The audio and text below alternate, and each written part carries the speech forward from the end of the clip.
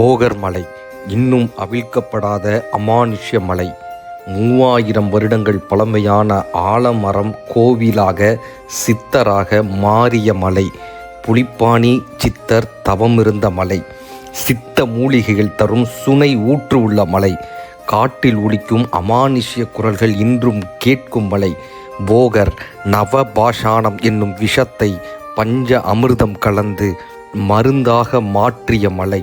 நவபாஷான சிலையை, தசபாஷான சிலையை, நவபாஷான லிங்கத்தை உருவாக்கிய ஆராய்ச்சி கூடம் இந்த போகர் மலை.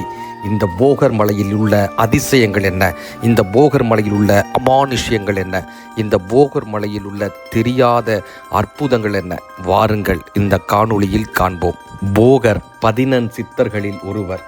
போகர் 9 விஷங்களை பாஷாணங்களை கொண்டு பஞ்ச அமிர்தம் கொண்டு நவபாஷான முருகரை உருவாக்கினார். பழனியில் உள்ள முருகர், நவபாஷான முருகர் சிலையை உருவாக்கியவர் போகர் சித்தர். அந்த நவபாஷாணத்தில், பாஷாணம் என்றால் விஷம், அந்த நவபாஷாணத்தில் பஞ்சாமிர்தம் கலந்து அதை உண்ணும்போது அந்த பாஷாணம் அமிர்தமாக மாறி உடம்பில் உள்ள நோய்களை தீர்க்கிறது.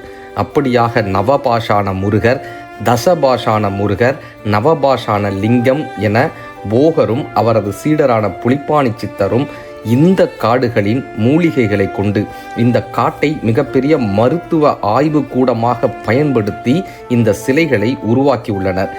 இந்த கொடைக்கானல் மலை பக்கத்தில் உள்ள பூம்பாறையில் தசபாஷான முருகர் சிலையை இன்றும் நாம் தரிசிக்க முடியும். பழனியில் நவபாஷான முருகர் சிலையை நாம் இன்றும் தரிசிக்க முடியும். இந்த போகர் மலை கோடைக்கானல் அடிவாரத்தில், கோடை மலையின் அடிவாரத்தில் வெள்ளகவி என்ற கிராமத்திற்கும் பூம்பாறை என்கிற கிராமத்திற்கும் இடையிலான காட்டு பகுதியில் போகர் இந்த நவபாஷான சிலைகளை செய்த ஆய்வு கூடங்களும் பாறைகளும் பல சித்தர்களின் கோவில்களும் பல மர்மங்களும் கொண்ட பல அமானுஷ்யங்களும் நிறைந்த மலையாக இந்த போகர் மலை திகழ்கிறது. பல சித்தர் பீடங்கள் உள்ள மலையாக இந்த மலை உள்ளது. வெள்ளகவி என்கிற இந்த கிராமத்தில் யாரும் காலணிகள் அணிந்து நடப்பது இல்லை. இந்த பூமியே சித்தர் பூமி என்று நம்பப்படுகிறது. அடர்ந்த காடு, பேரமைதி, காட்டின் ஓசை என பல நெகிழ்ச்சியான தருணங்களை தரக்கூடிய காடாக இந்த காடு அமைந்திருக்கிறது. ஆலமரத்தை ஒரு சித்தர் சித்தி அடைந்தார் என்றும் அந்த சித்தரே ஆலமரமாக உள்ளார் என்றும் அந்த ஆலமரத்திற்கு மிகப்பெரிய ஒரு கோவில் எழுப்பி அந்த ஆலமரத்தை வழிபாடு செய்யக்கூடிய இடத்தையும் பார்க்க முடிகிறது. கிட்டத்தட்ட 3000 வருடங்கள் பழமையான ஒரு ஆலமரத்தை, இந்த பிரம்மாண்டமான ஆலமரத்தை இந்த காட்டிற்குள் அதிசயமாக நம்மால் பார்க்க முடிகிறது. நவபாஷாணம் செய்த பாறை எங்கு உள்ளது? போகரும் அவரது சித்தர் புலிப்பாணி சித்தரும் அவரது சீடரான புலிப்பாணி சித்தரும் எங்கு இந்த நவபாஷான சிலையை செய்தனர்? இந்த பாறைகளெல்லாம் எங்கு உள்ளது என்று தேடித்தான் நமது பயணங்கள் இருந்தது. இந்த காட்டுக்குள் பல சித்தர்களின் பீடங்களை நாம் பார்க்க முடிந்தது. பல சிறு சிறு கோவில்களை நம்மால் பார்க்க முடிந்தது. இந்த வனாந்தரத்துக்குள் பல சித்தர்களின் ஜீவ சமாதிகள் இன்றும் இருக்கின்றன. கேட்டதை கேட்ட வண்ணம் கொடுக்கும் இந்த சித்தர்களின் ஜீவ சமாதி அமைதியையும் நிம்மதியையும் கொடுக்கக்கூடிய இடமாக இன்றைக்கும் வழிபாட்டு முறையாக இருந்து வருகிறது. இந்த வெள்ளகவி கிராமத்தில் பல கோவில்களில் முன்னோர்களின் வழிபாட்டு முறையும், துப்பாக்கி ஏந்திய ஒரு காவலராக இங்கிருந்த ஒரு முன்னோர்களை வழிபடக்கூடிய முறையும், சித்தர்களை வழிபடக்கூடிய முறையும், இயற்கையை வழிபடக்கூடிய முறையும் இந்த வெள்ளகவி கிராமத்தினரால் பின்பற்ற வருகிறது. தினமும் சூரியனை பார்த்தே சமைக்கக்கூடிய வழிபாட்டு முறையை இந்த வெள்ளகவி கிராமத்தினர் பின்பற்றி வருகிறார்கள். இந்த கிராமத்தில் யாரும் காலணிகள் அணிவது இல்லை. தினமும் சமைப்பது என்பது ஒரு அறைக்குள் இல்லாமல் வெளியே ஆகாயத்தை பார்த்து சமைக்கக்கூடிய முறையை இந்த கிராமத்தினர் பின்பற்றி வருகிறார்கள். இயற்கைக்கு நன்றி சொல்லும் விதமாகவும் சித்தர்களுக்கு நன்றி சொல்லும் விதமாகவும் இந்த முறை இங்கு பின்பற்றி வருகிறது. வன தேவதைகளின் வழிபாட்டு முறைகள் இங்கு பிரசித்தி பெற்று இருக்கிறது. சித்தர்களோடு வன தேவதைகளையும் இயற்கையையும் வழிபடக்கூடிய அற்புதமான இந்த முறை இந்த வெள்ளகவி கிராமத்தினரால் பின்பற்றப்பட்டு வருகிறது. இங்கே இருக்கக்கூடிய நீர்நிலைகள், தடாகங்கள் ஒரு மூலிகை நீராக, நோய் தீர்க்கும் மருந்தாக இங்கே இருக்கக்கூடிய மூலிகைகள் இருக்கிறது. மிகவும் ஆச்சரியத்தை நீங்கள் பார்க்க வேண்டுமா? அமானுஷ்யத்தை பார்க்க வேண்டுமா? காடுகளினுடைய குரல்களை கேட்க வேண்டுமா, அமானுஷ்ய சித்த குரல்களை கேட்க வேண்டுமா, இந்த போகர் மலைக்கு ஒரு முறையேனும் ஏறி பார்க்க வேண்டும். இன்னும் அவிழ்க்கப்படாத பல மர்மங்கள் நிறைந்த மலையாக இந்த மலை இருக்கிறது. மின்மினி பூச்சிகள் குடிகொண்ட இடமாக, பட்டாம்பூச்சிகளினுடைய கூடல்களை பார்க்கக்கூடிய இடமாக, வெள்ள மலைகள் இருக்கக்கூடிய இடமாக, ஒரு விநாயகர் சிலை காலையில் கருப்பாகவும் மாலையில் வெள்ளையாகவும் மாறக்கூடிய அற்புதத்தன்மை கொண்ட ஒரு இடமாக, பல அதிசயங்கள் இருக்கக்கூடிய இடமாக இந்த இடம் அமைந்திருக்கிறது. நான் போகர் மலையில் காலடி வைத்தது ஒரு பயணம் ஆரம்பிக்க அல்ல, என்னை தாண்டி ஏதோ ஒன்றை உணர வைக்க. அந்த மண்ணில் முதல் அடியை எடுத்து வைத்தவுடன் உள்ளுக்குள் ஒரு விசித்திரமான அமைதி, விளக்க முடியாத ஒரு உணர்வு. காட்டுக்குள் நுழைந்ததும் சத்தங்கள் மெல்ல மெல்ல அடங்கின.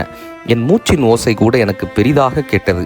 இந்த காடு என்னை கவனிக்கிறதா என்று கூட ஒரு நொடி எனக்கு தோன்றியது. பயமில்லை, ஆனால் மரியாதை. இந்த மலை போகர் சித்தர் வாழ்ந்த மலை.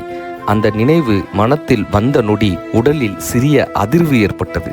காற்று திடீரென என்னை சுற்றி சுற்றி சுற்றியது. யாரோ அருகில் நின்றது போல ஒரு உணர்வு இருந்தது. ஆனால் யாரையும் காண முடியவில்லை. காட்டுக்குள் இருக்கும் செடிகள் அவை வெறும் செடிகள் அல்ல என்று அப்போதுதான் உணர்ந்தேன். ஒரு செடியை தாண்டி செல்லும் போது மனம் தானாகவே வணங்கியது. இவை சித்தர்கள் காத்து வைத்த மூலிகைகள் என்று உள்ளம் சொன்னது. ஒரு ஆலமரத்தில் மௌனமான ஒரு கோவிலை கண்டேன். அந்த ஆலமரத்தின் கீழ் நின்றபோது நேரம் நின்றது போல் தெரிந்தது. 3000 ஆண்டுகள் இந்த மண்ணை பார்த்த ஒரு சாட்சி. அந்த மரம் என்னை பார்த்து கொண்டிருந்தது போல கண்களை மூடினேன். ஏதும் சொல்லாமல் ஏதோ ஒன்று எனக்கு ஆசீர்வாதம் செய்தது என்று உணர்ந்தேன். சின்ன கோயில், கதவுகள் மூடியிருந்தாலும் அந்த இடம் மூடப்படவில்லை. அந்த மௌனத்தில் ஒரு சக்தி என்னை நிறுத்தி வைத்தது. இங்கே சித்தர்கள் சூட்சம ரூபத்தில் இன்னும் இருக்கிறார்கள் என்று மனம் முழுமையாக நம்பியது.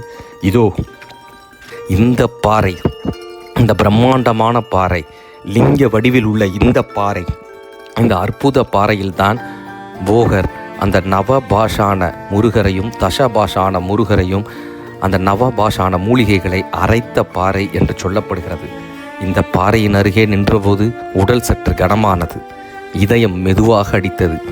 இந்த இடத்தில் போக சித்தர் நவபாஷானத்தை உருவாக்கியிருக்கலாம் என்று சொன்னதை அப்போது நம்பினேன். ஏனென்றால் அந்த பாறை சாதாரண பாறை அல்ல என்று உள்ளம் உணர்ந்தது. இந்த பாறையின் படிமங்களை நாம் பார்க்க முடிகிறது. வித்தியாசமான பாறையாக இருக்கிறது. இந்த பாறையே ஏதோ நமக்குள் சொல்லக்கூடிய ஒரு பிரம்மாண்டத்தின் காட்டினுடைய பிரம்மாண்டமாக எழுந்து நிற்கிறது. காட்டில் ஒரு பெரிய சிவலிங்கமாக உயர்ந்து நிற்கிறது. இந்த பாறை இன்னும் மூலிகைகளினுடைய அந்த ஆய்வு நிலையமாக மூலிகைகளினுடைய சாரத்தை தனக்குள் வைத்திருக்கிறது. இந்த பாறை தானாய் வணங்கத்தக்க பாறையாக இன்றும் மாறியிருக்கிறது. ஒரு பெரும் மர்மத்தை தனக்குள் வைத்திருக்கிறது. இந்த பிரம்மாண்டமான பாறையை நமக்கு காட்டுவதற்காகத்தான் போகசித்தர் இங்கு அழைத்து வந்திருக்கிறார் என்று நமக்கு தெரிகிறது. நீர்வீழ்ச்சிகளின் சத்தம் என் உள்ளத்துக்குள் புகுந்தது. அந்த நீர் உள்ளத்தை தூய்மைப்படுத்தக்கூடிய நீராக அமைந்தது. இப்படியாக நவபாஷான பாறை, மூலிகை நீர், அடர்ந்த காடு, அகண்ட வானம், சித்தர்களின் இருப்பிடம், வன தேவதைகளின் கோயில் என போகர் மலை நினைவுகள் அத்தனையும் பசுமையாயிருக்கிறது. அந்த மலையிலிருந்து நான் திரும்பி வந்தேன். ஆனால் போனவனாக அல்ல. என் கண்களில் ஒரு அமைதி இருந்தது. மனதில் ஒரு மௌனம் இருந்தது. என் உள்ளத்தில் ஒரு நம்பிக்கை பிறந்தது. சித்தர்கள் இன்னும் இருக்கிறார்கள் இந்த காட்டில், இந்த மண்ணில், இந்த மௌனத்தில். இந்த போகர் மலை கொடைக்கானல் வெள்ளகவி கிராமத்திலிருந்து பூம்பாறைக்கு செல்லக்கூடிய அடர்ந்த வனப்பகுதியில் இருக்கிறது. தமிழக காவல்துறை அதிகாரிகளுடைய, வனத்துறை அதிகாரிகளினுடைய அவர்களுடைய ஒத்துழைப்போடு, அவர்களுடைய அனுமதியோடு இந்த காட்டில் நாம் பயணிக்கலாம். போக சித்தர்களை தரிசிக்கலாம். சித்த அனுபவம் பெறலாம். சித்தர்களின் அனுபவம் உங்களுக்கு பரிபூரணமாக கிடைக்கட்டும். சித்தர்கள் பல ரகசியங்களை அமானுஷ்யமாகவும் மர்மமான பாடல்களாகவும் பாடல்களினுடைய உட்பொருளாகவுமே வடித்து வைத்துள்ளனர். இந்த அமானுஷ்யங்களை, இந்த மர்மங்களை தூய எண்ணத்தோடு இந்த காட்டிற்கு பயணப்படும் போதும், இந்த காட்டை உணர்ந்து கொள்ளும் போதும் காட்டுடன் நாம் கலக்கும் போதும், இந்த மரங்களை வழிபடும் போதும், இயற்கையே இறைவன் என்று உணரும் போதும் இந்த சித்தர்களினுடைய அமானுஷ்யங்களை, மர்மங்களை, அதன் பின்னால் இருக்கக்கூடிய உலக நன்மைகளை நம்மால் புரிந்து கொள்ள முடிகிறது. அப்படியாக அனைவரும் ஒருமுறை என்னும் வாழ்க்கையில் தரிசிக்க வேண்டிய மலை இந்த போகர் மலை, இந்த போகர் காடு. இந்த போகர் காட்டுக்குள் செல்லும்போது நமது வாழ்க்கை பொலிவடைகிறது. இந்த போகர் காட்டுக்குள் செல்லும்போது நம் உடல் நலம் பெறுகிறது. இந்த போகர் காடு நம் மனதை நேர்வழிப்படுத்துகிறது, நேர்வழி சிந்தனையை தருகிறது. இந்த மரங்கள், செடிகள், கொடிகள், காடுகள், இந்த போகர் பாறை, நவபாஷானம் செய்த இந்த இடம், இப்படியாக இந்த சித்தர் பூமி நம் வாழ்க்கைக்கான மிகப்பெரிய வழிகாட்டுதலாக அமையும். ஒருமுறையேனும் இந்த போகர் காட்டிற்கு வாருங்கள், சித்தரினுடைய அருளை பெறுங்கள். இந்த காணொளியை பார்க்கும் அத்தனை பேருக்கும் போக சித்தரினுடைய அருளும் 14 சித்தர்களின் அருளும் கிடைக்கப் பெறுமாக. இப்படியான காணொளிகளுக்கு நமது மதுரை ராமகிருஷ்ணன் இந்த காணொளியை போல இன்னும் பல காணொளிகளை கண்டுகளிக்க நமது சேனலை சப்ஸ்கிரைப் செய்து வைத்துக் கொள்ளுங்கள். நன்றி, வணக்கம்.